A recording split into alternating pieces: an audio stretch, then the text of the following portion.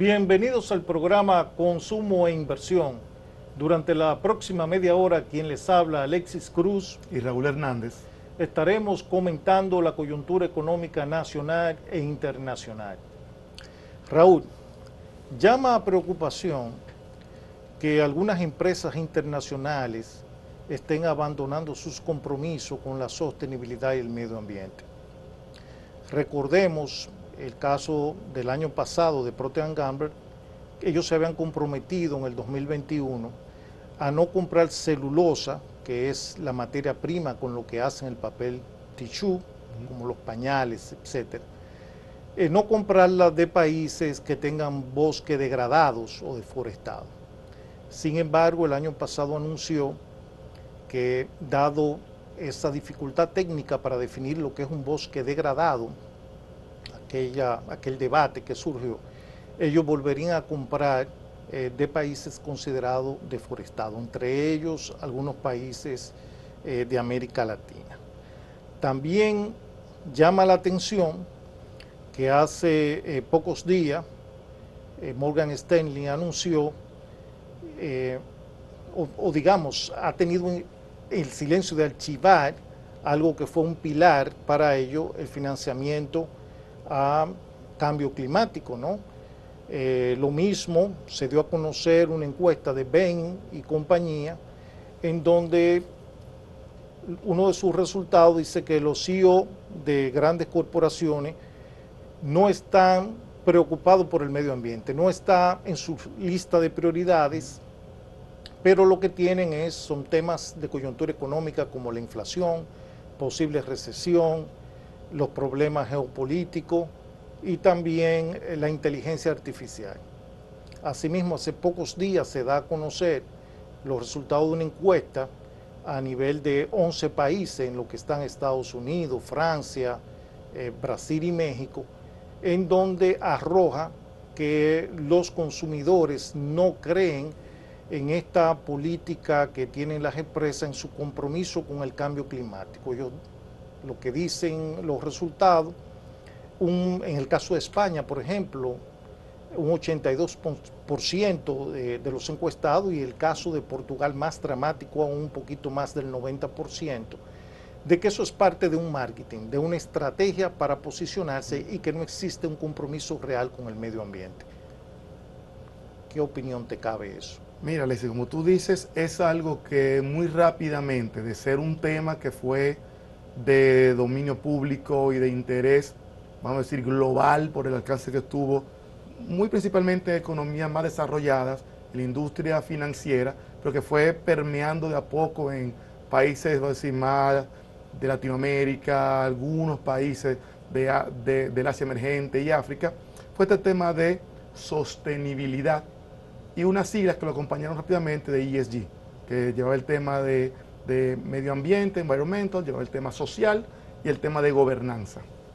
Sí es cierto que todo indica que el pico de atención y de perseguir esta meta que se simplificó en esas siglas ESG alcanzó un máximo aparentemente en el 2021, en el 2022, muy cuando estaba el mundo más volcado en la pandemia, resultados de las bolsas bastante positivos.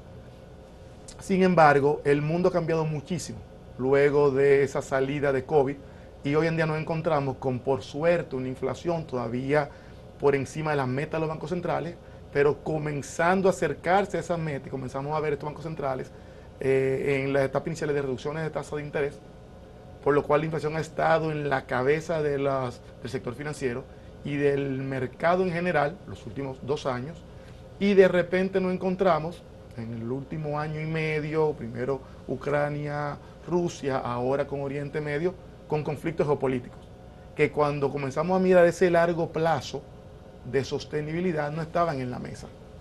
Entonces sí es cierto que el seguimiento de estos indicadores ha mermado, y una de las grandes razones ha sido la dificultad de decir: yo apuesto a una estrategia más sostenible, a cómo lo llevo en la práctica, cómo lo implemento, cómo lo calculo y cómo le doy seguimiento a quienes le tengo que rendirles cuenta. Y eso se ha visto como algo muy, muy difícil.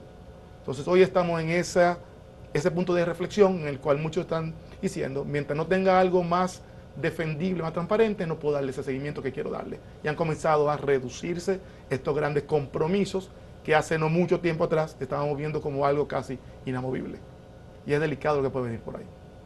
Vamos a una pausa comercial y al regreso estaremos conversando con nuestra invitada Yomaira Martínez Soto, quien es abogada y especialista en temas de sostenibilidad y cambio ambiental.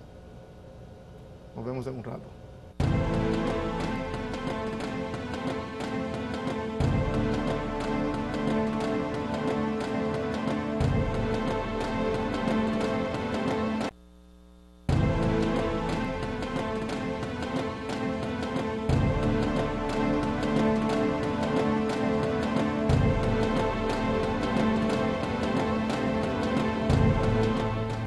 Estamos de vuelta en su programa Consumo e Inversión y vamos a conversar con nuestra invitada Yomaira Martínez sobre sostenibilidad y temas ambientales. Bienvenida, Yomaira. Bueno, muchísimas gracias Alexis y Raúl por la invitación a su programa. Yomaira, cuando hablamos de sostenibilidad, ¿de qué estamos hablando? ¿Y cuáles son los pilares de esa sostenibilidad? Me encanta porque esa es la pregunta que yo me hago todos los días cuando me levanto de mi casa y voy para Greenergy Dominicana, que es nuestra empresa. La sostenibilidad va adquiriendo diferentes matices a medida que justamente los movimientos socioeconómicos se van dando en el mundo. Ahorita en la introducción escuchaba cómo tú te referías a cómo se va desenvolviendo la bolsa y los cambios que tiene en términos de sostenibilidad, y Raúl te hacía referencia al tema pandemia y pospandemia.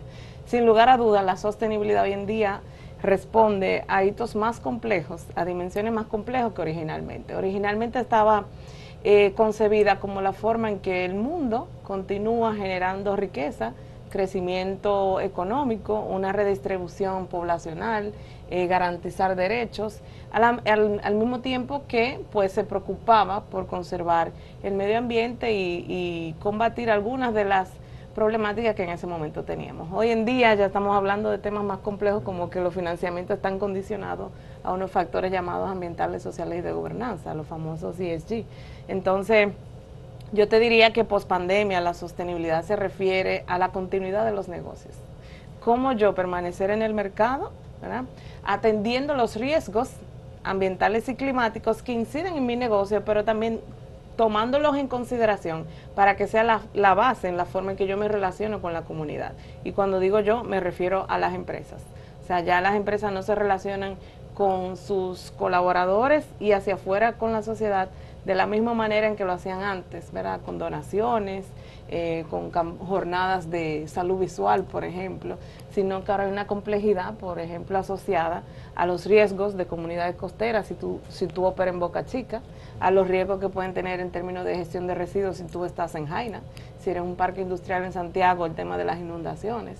Entonces ya la complejidad que amerita la sostenibilidad hoy en día se traduce a continuidad de negocios. ¿Y qué pasos se deberían dar para que una política pública sea sostenible? Mira, lo primero es hacer una revisión cruzada, lo que llamamos, por ejemplo, en términos de políticas públicas, una evaluación de impacto estratégica. Se supone que antes de lanzar cualquier política pública ya haya pasado ese sedazo. Afortunadamente en República Dominicana contamos con los pilares base para que ese diagnóstico preliminar se dé. Y el primer pilar es la Constitución Dominicana, que tanto en el artículo 217 como en el 194 da mandatos específicos de que el crecimiento económico del país debe darse sobre la base de garantizar esas salvaguardas que hemos hablado, las ambientales, las sociales y por supuesto las económicas. Y bueno, el otro, que yo creo que tú trabajaste bastante en eso también, Alexis, si mi memoria no me falla, es la Ley de Estrategia Nacional de Desarrollo.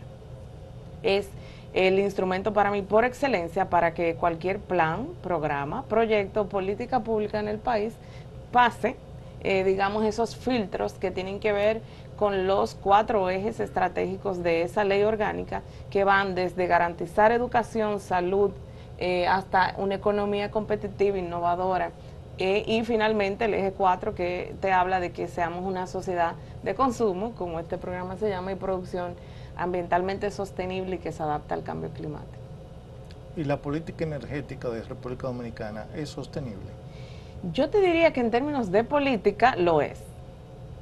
Lo es, porque además de que el sector energético, en todas sus reformas, la última, el pacto eléctrico, consideró aspectos, por ejemplo, estamos hablando de lo escrito, ¿verdad?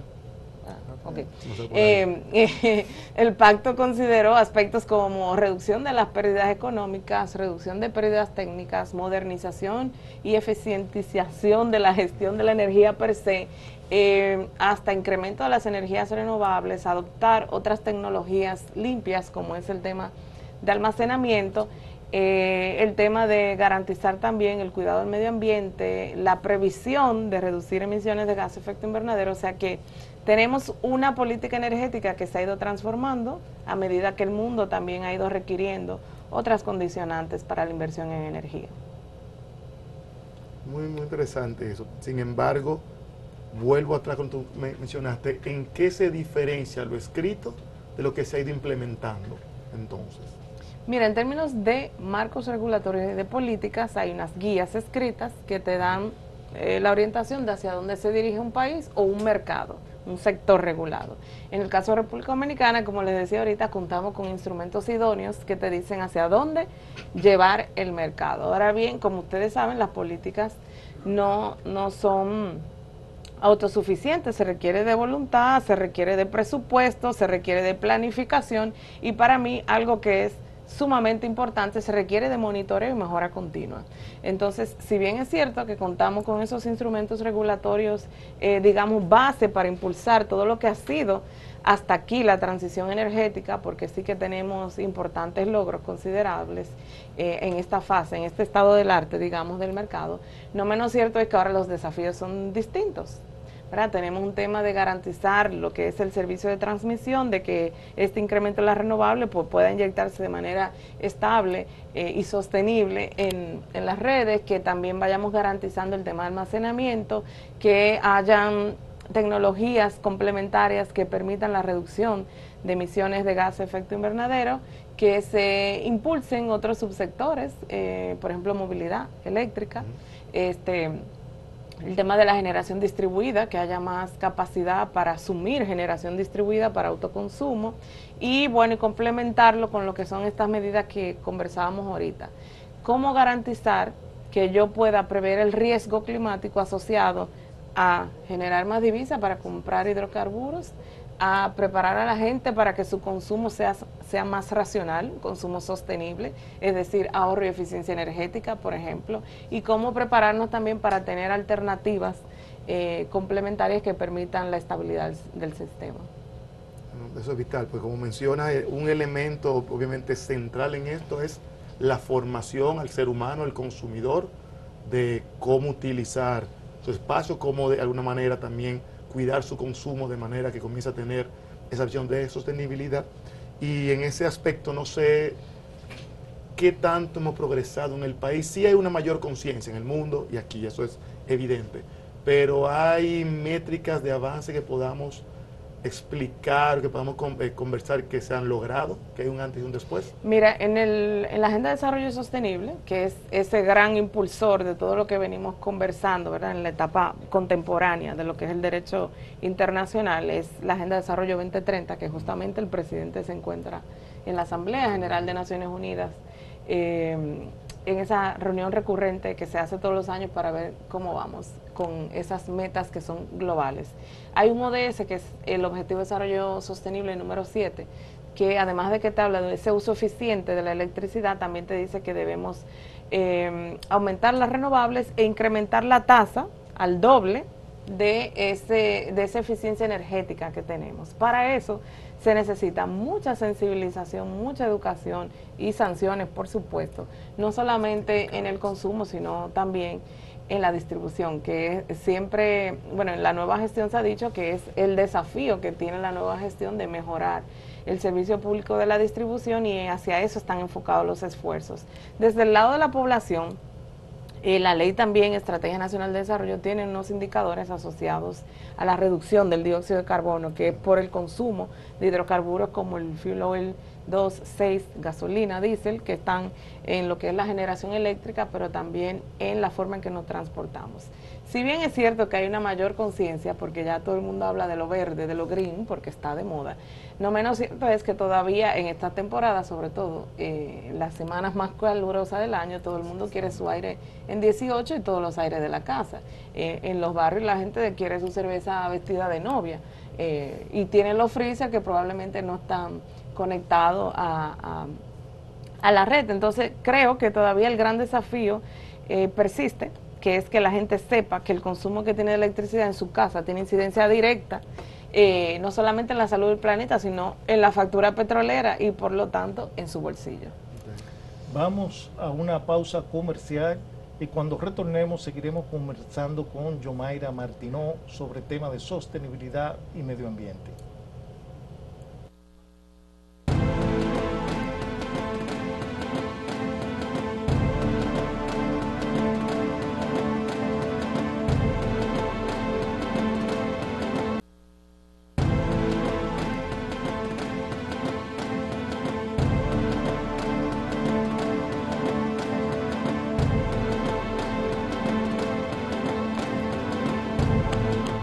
Estamos de regreso con su programa Consumo e Inversión, aquí con nuestra amiga Yomaira Martínez. Gracias por acompañarnos el día de hoy. Y queremos comenzar esta segunda parte del programa hablando sobre el rol del sector privado en el tema de sostenibilidad. Precisamente, Yomaira, en todo lo que hablamos en el primer segmento del programa, hay mucho espacio para el sector público, pero ¿cuál es el papel que estaría jugando el sector privado en todo esto? Formidable la pregunta, porque la gente entiende que cuando hablamos de políticas públicas son solo para el gobierno. No, nacen del gobierno incluso con la articulación de todos los sectores de la fuerza viva de un país, es decir, también sociedad civil, incluyendo el empresariado, pero es parte de nuestro rol en el empresariado, pero también en la ciudadanía, cumplirlas y apoyar a que su difusión se dé en nuestros mercados. En el caso del empresariado dominicano tiene un rol sumamente importante porque en términos de sostenibilidad desde el punto de vista social, pues las empresas son concebidas como ese hermano mayor de las comunidades. Fíjense que anteriormente cualquiera que tenía una necesidad en un barrio, en una comunidad, iba a la empresa a tocar la puerta. Mira, dóname útiles escolares, una cancha de basquetbol, un parque. Y bueno, y desde esa concepción fue que se dio lo que se conocía como la filantropía, luego evoluciona la responsabilidad social empresarial y hoy estamos hablando que la sostenibilidad es una forma de hacer negocios.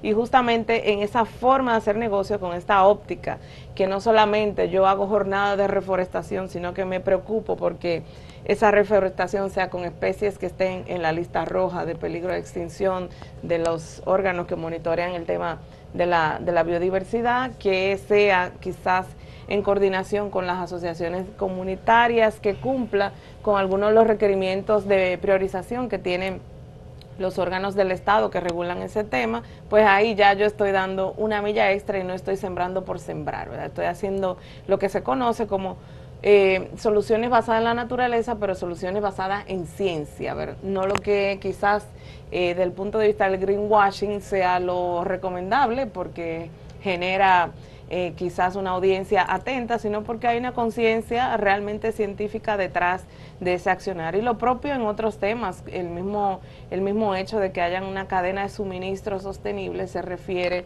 a no dejar a nadie atrás, que es el eslogan de la Agenda de Desarrollo 2030, es que yo a mis proveedores de bienes y de servicios los voy montando en esta ola, ya sea requiriéndoles políticas de sostenibilidad, políticas ambientales, o requiriéndoles que nos muestren sus autorizaciones ambientales, o sea, yéndonos un poco más allá del simple criterio del precio y de la calidad, y asociándolo a otros criterios que tienen que ver también con ese comportamiento del empresariado en su sector. Y con ese tipo de acciones que son muy puntuales, las que les he mencionado, pues el empresariado va modelando, va generando una transformación en la economía conductual de sus proveedores, pero también esto viene dado porque sus inversionistas, porque sus clientes también están exigiéndole al empresariado este cambio en la forma de hacer negocios.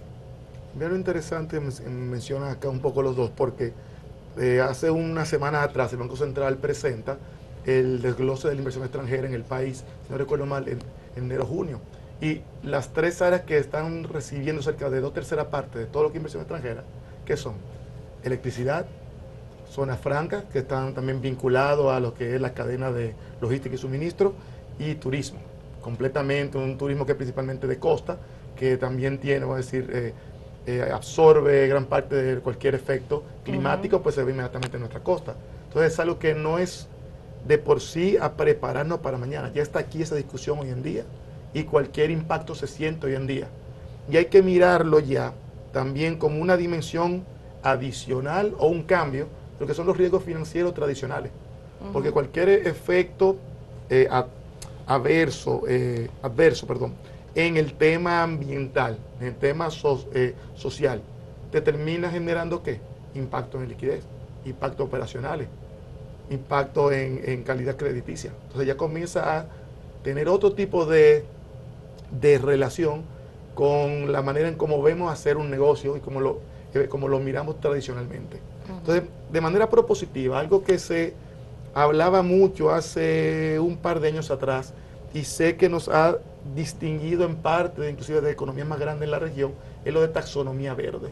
¿Por qué es importante? ¿Qué es la taxonomía verde? Bueno, como siempre, nosotros, a pesar de ser un país insular bastante, una economía emergente muy modesto, somos de avanzada en muchas de nuestras políticas y la taxonomía verde es un ejemplo de eso, así como mencionaba anteriormente la Estrategia Nacional de Desarrollo. La taxonomía ha sido impulsada por el actual gobierno de la República Dominicana con el apoyo del Banco Mundial, de la Corporación Financiera Internacional y de otros actores como la Superintendencia de Valores, ¿verdad?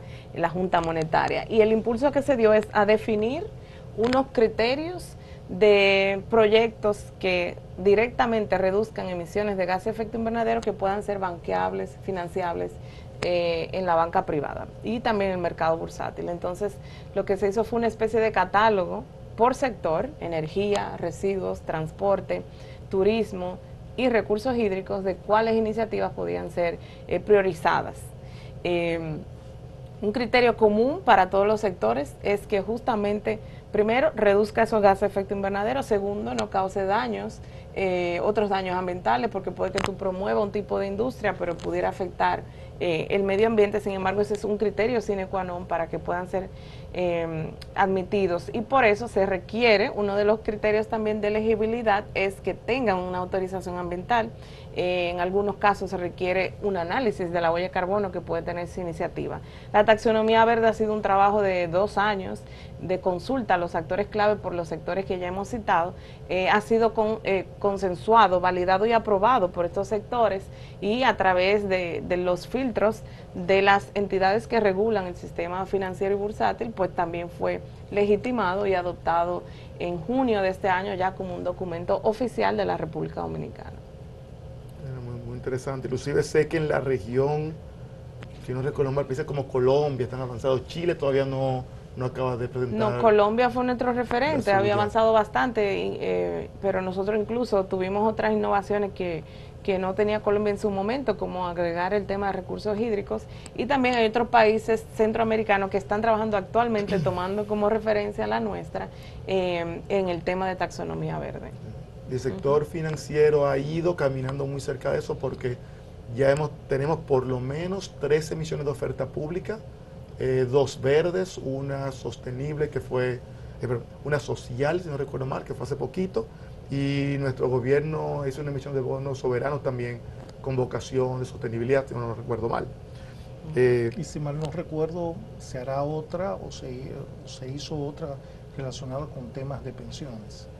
Sí, se mencionó en los periódicos que una emisión de oferta pública de una entidad financiera fue aprobada por la Comisión Certificadora de Riesgos para ser uno de los instrumentos susceptibles a que los fondos de pensiones puedan adquirirlo, sí.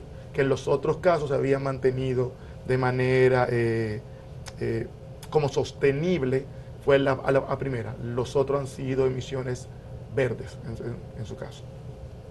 Y un elemento que quizás este año ha bajado un poco de tono, pero sobre todo durante pandemia y después, generó obviamente preocupación global, y es el tema de los alimentos. La sostenibilidad alimentaria de la población es algo que, aunque ahora se está de alguna manera más estable a nivel de aumento de precios, sí sabemos que hay algunos reportes. Recuerdo haber leído uno que salió de una comisión europea hace unos 3 meses, donde las tendencias de largo plazo para precios de los alimentos son para subir y de manera importante.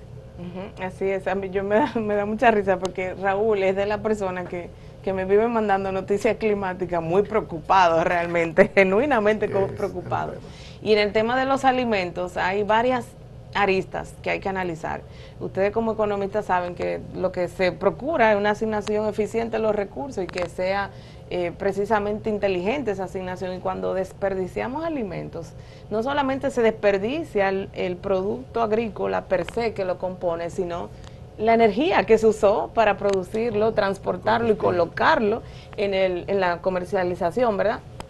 El agua que se usó para producir ese bien. Entonces, hay una tendencia muy marcada a que la seguridad alimentaria empiece con el zero food waste, ¿verdad? Cero residuos alimentarios, porque en esos residuos alimentarios que está gran cantidad del agua que necesitamos conservar y de esa electricidad que también precisa conservar. Y cuando hablamos que hay riesgos globales, como los que en Davos se anunciaron a inicio de este año, que están en el informe global de riesgos, entre los primeros 5 están los riesgos asociados al tema de fallar con el cambio climático, las medidas que hay que adoptar para preverlo y para adaptarnos. Y justamente uno de los efectos adversos del cambio climático son las sequías. Entonces, cuando tú tienes una proyección de escenarios climáticos que te anuncia que van a ser sequías más prolongadas y más intensas, pues tu política agrícola debe ir en torno a ese riesgo que se está anunciando. Y asimismo, desde el punto de vista empresarial, pues deben haber previsiones de reaprovechamiento del agua, de cambiar para agricultura climáticamente inteligente, donde tú no tengas quizás un riego de cultivos por inundación, sino que sea por goteo. Y hay un sinnúmero de técnicas, de innovaciones que se están dando desde el campo hasta la ciudad para que estos rubros agrícolas, estos sectores como es alimentos y bebidas, vayan adoptando estas previsiones. Y eso a su vez impacta a otros sectores como el turismo, porque el turismo es uno de los receptores 1A de todo lo que es la producción agrícola en República Dominicana. Hay una métrica famosa de que un turista en promedio consume 2 veces lo que consume un dominicano promedio en el país. Entonces, ese crecimiento en el turismo es una presión adicional importante. El tema de la producción en alimentos acá. Así es, tenemos esos dos frentes, el tema de la seguridad alimentaria y la gestión apropiada de los residuos. Esos son 2 desafíos importantes que están en la agenda en República Dominicana. Yomaira, siempre interesante conversar contigo. Gracias. Nosotros te agradecemos tu participación en el programa y que sepas que las puertas de consumo e inversión siempre van a estar abiertas para ti. Igualmente desde Greenergy, muchísimas gracias. Ya tuve consumo e inversión, pensamos en sostenibilidad. Muchas gracias por acompañarnos de verdad y esta puerta para que nos veamos próximamente con otras conversaciones al respecto. Muchas gracias por estar acá. Gracias a ustedes y a su audiencia. Amigos televidentes, nos vemos en otra próxima entrega del programa Consumo e Inversión. Muchas gracias.